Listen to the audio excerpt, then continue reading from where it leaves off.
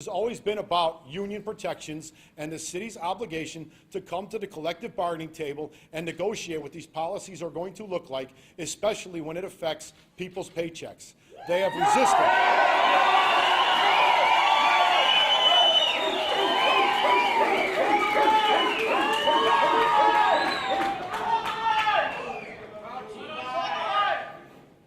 Everybody's collective bargaining agreements has cutouts in it for discipline, for suspensions, for that. The city's policy was clear. This was a non-disciplinary compliance status from the get-go.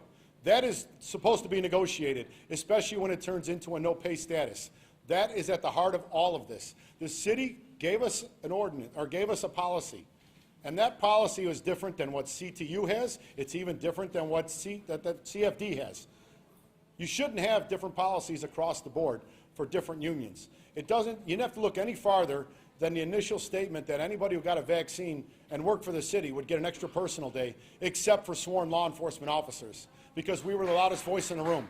And she wanted to make an example of us. Again, CTU does not have a portal. CTU is encouraging their members to get, or CPS I should say, to get vaccinated.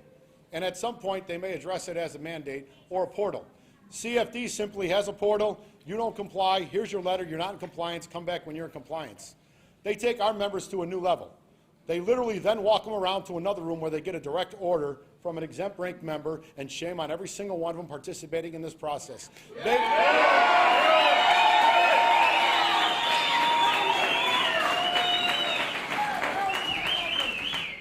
And not just the ones that participated in the process.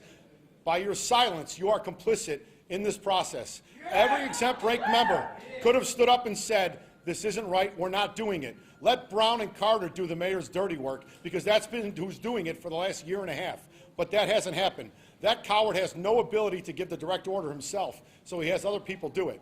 But we are going to keep outing the exempt rank members who are doing that. And it's quick how quickly they forget that they were afforded the protections of, whether it was the FOP or whether it was the Sergeants Association, the Lieutenants Association, or the Captains Association.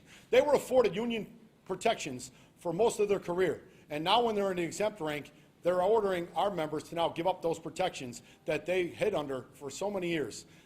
Every association, including the lieutenants and captains, some of them still belong to. I can tell you, we're going to go through the rolls, and any exempt rank member who is still an FOP member is going to be brought up on charges and thrown out of Lodge 7.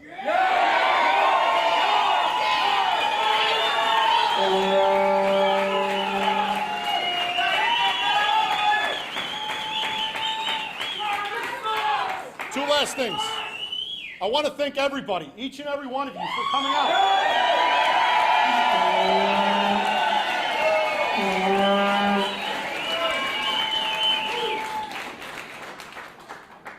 I like to throw their own words back in their face. Together we can.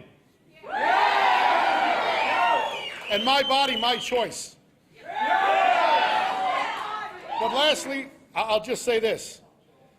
The city and the police department has continually tried to control the trickle of how many officers are in a no-pay status, so it doesn't seem so bad.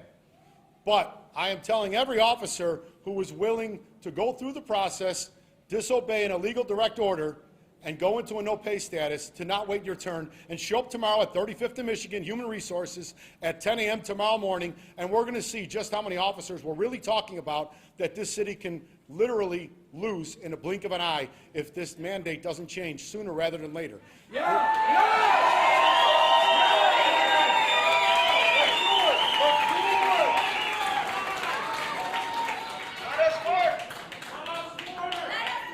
And Human Resources also takes care of fire. So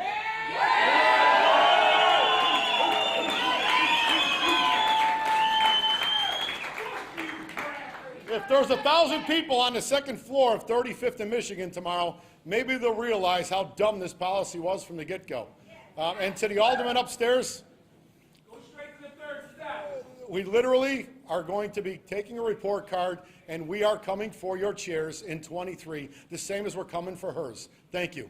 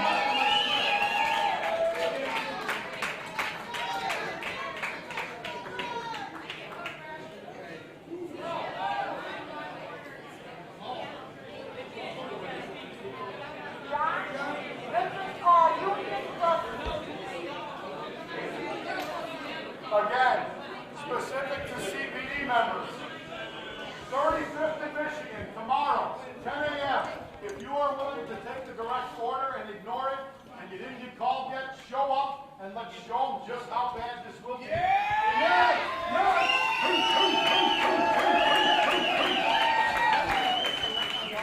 absolutely unfair to think that they're going to trickle this flow, and some members would be suspended for 80 days before the last person will be suspended once. That on its face value is unfair, so we're going to force them to make a decision tomorrow. Good job.